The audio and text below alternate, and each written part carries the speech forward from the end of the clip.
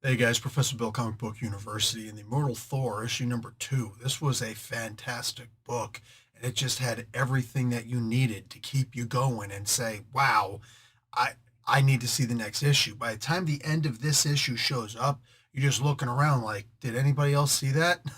The Wisdom of the Fool. Al Ewing is the writer. Martin Coccolo is the artist. Matthew Wilson doing the color art. VC's Joe Sabino on letters. Alex Ross doing the covers. A couple of variant covers out there. Thor was created by Stan Lee, his brother Larry Lieber, and Jack King freaking Kirby. Yeah, baby. That name just keeps getting longer and longer every time we go. This issue is called The Wisdom of the Fool, man. I digs it because there's a lot of stuff in here with with Odin having to prove himself. He cut out his own eye, and yes, the way that he cut out his eye was accurate. There are a bunch of people who think that if you stab yourself in the eye, that the eye is going to pop. It's very hard to make the eye pop because it's so porous, even though there's a very thin membrane around the eye, the orb itself. It's very. Did I say porous? It's very gelatinous. So you're far more likely for the knife to just go whoop and the eye pop out than anything else. But anyway, if you weren't interested in that information, then you got a little extra information that you wanted. Either way, he was supposed to have thrown that eye into the well of Mimir. That's how he's supposed to be able to see the future. And then he sacrifices himself to himself, which is just beautiful and terrifying when you think about it. All things have to be sacrificed to God, including God himself. Woo! So anyway, Odin sacrificed himself to himself, and that's how when he woke up after 9 days, dead on the tree, or just in pain on the tree, he woke up and looked down, and the runes were before him. That's in proper Norse mythology. So Odin did all of that just to teach himself how to read. He created a letter system, right? And an alphanumeric system, basically. And then he gave that to the world. That was Odin's gift. And look at what he had to do in order to give the Norse the gift of reading. I mean, the gift of literacy. Like, that's absolutely absurdly amazing. And of course, it comes with so much more in that. There's the seers and the scalds, but absolutely beautiful. So, in this particular case, Odin just cuts out his eye for the sake of conversation and climbs a tree instead.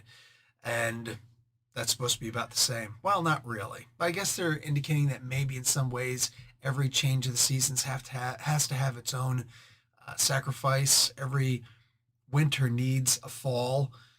It makes sense. I'm wondering though exactly what the trigger of that is. Does this mean right before Ragnarok, or is this more specifically right when a new king takes over for Asgard?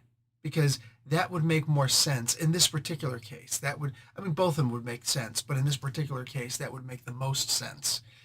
I love the idea of this. That it seems to me like what the wisdom of the sages is telling this fool, Thor, is that you have to sacrifice and you haven't sacrificed yet. And that's why Tyrannos, the Utgard Thor, has shown up in order to battle you with the Wheel of Time, whatever that is.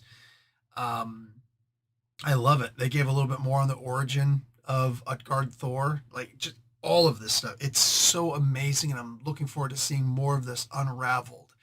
Love this story, guys. And then it's a temporary fix. Um, and this is it's funny. He had to beat Tyrannos the same way that he beat Juggernaut at least once, and I love that.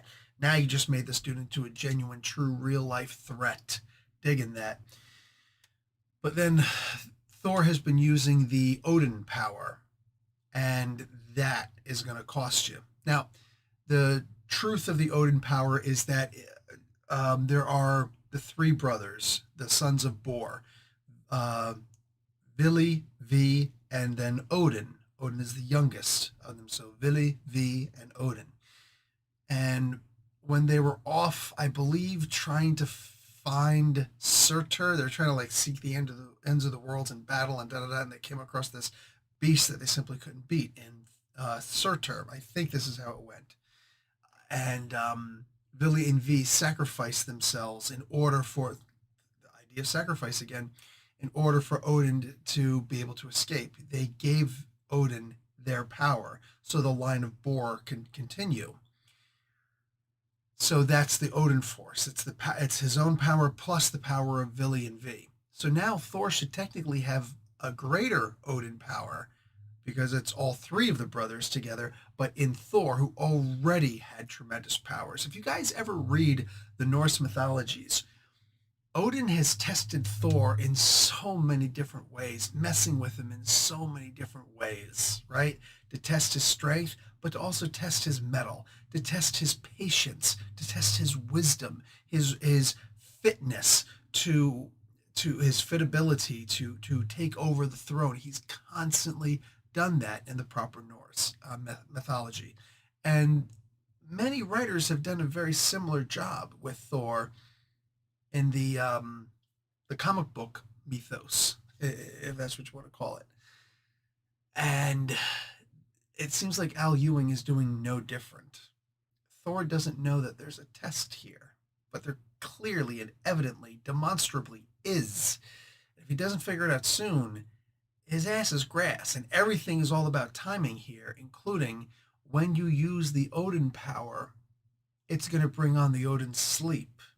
Now, you'd have to use an awful lot of the Odin power in order for that to happen. Odin keeping the world safe, the nine realms safe. Now there's 10, but keeping all the realms safe cost him. And by using the Odin power even sparingly over the course of a year, every year he would simply have to sleep for a full week in order to regain his strength. So now Thor is starting to face this. I don't know if this is the first time that Thor's ever faced this, but I love the idea that that's what they're doing here, because that's what the Odin Force should, in fact, do. And then when you get to the very end, the three different versions of Thor, do you trust me? This, I love what that implies, and I don't want to spoil too much of the end.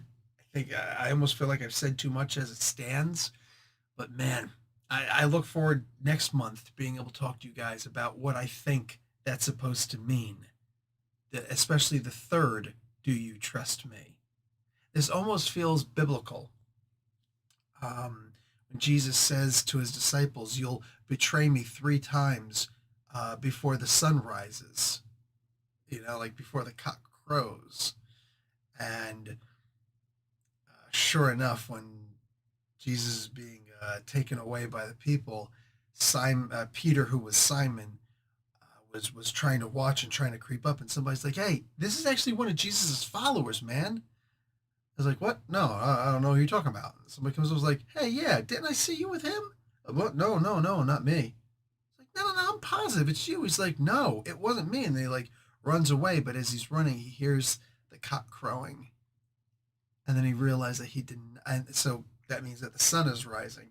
He realized I just denied Jesus 3 times. I just, denied the rabbi 3 times. For the sin come up, he prophesies this against me. And he felt such shame. Ah, man, I'm loving this. I'm loving this comic book and all that it implies, everything that we're seeing here. I think we're in really good hands with Al Ewing.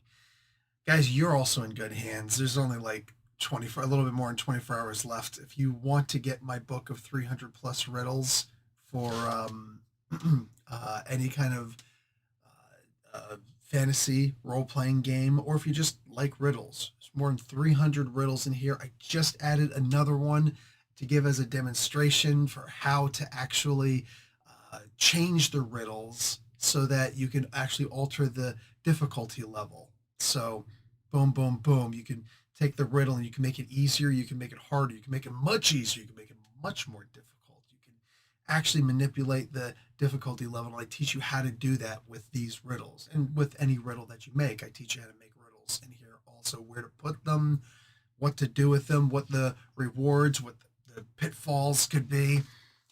It's a fantastic book and people are loving it. And I see a whole bunch of copies being put on Drive Through RPG all of a sudden. But with all due respect, they're garbage. And you could just look at them and see there was no effort, no quality put into them whatsoever. And Dungeons and Dragons Wizards of the Coast is still scoping my book because they know that they're about to do something with this also. It's cool, man. I got an ISBN on this thing. You know what I'm saying? I already purchased the ISBN. Excuse me, we good. It's my book. Don't try and steal it. You know what I'm saying? And that's all that anybody else can really do. I have genuinely made that good of a book. I'm not just blowing smoke in the air. I have genuinely made a book that good. You guys are going to love this. But if it doesn't get funded, it doesn't get put out there. In which case, I have to find an alternate means to put it out there. It's cool, but it won't be on a Kickstarter again. It'll be a very different price. It'll be on a different medium, maybe Amazon. Who knows? We'll see. Anyway, guys, love yous to death. Make sure you check out this book. Make sure you check out this book. I'll talk to you guys later. Hey, links below. Like the video, watch an ad. Professor Bill, Comic Book University.